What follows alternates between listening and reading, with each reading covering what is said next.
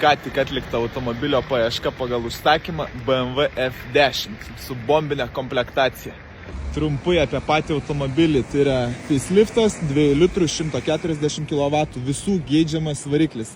Taip, ratai žieminiai, labai prasti, aktyvios priekinės lempos, karpo, žiūrėkit kokia bairė, kyliosios, pritraukiai, veikia, ok.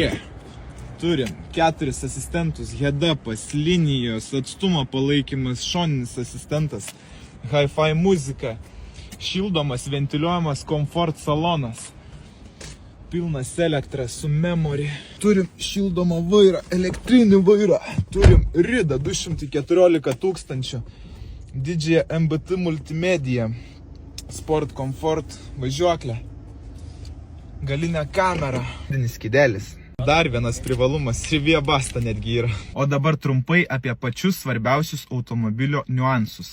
Tikra rida 215 000, BMW centre prižiūrėtas iki 195 000, paskutinis įrašas 22 metais 12 mėnesį.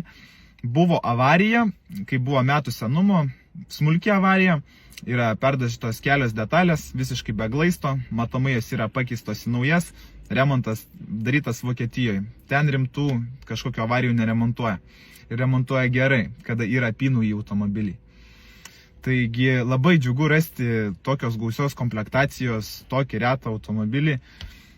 Durnai gal ir skamba kai kam, kad čia retas automobilis, bet BMW F10 sedanas 140 kW yra tikrai labai retas automobilis. Tuo labiau su tokia rida ir tokia komplektacija.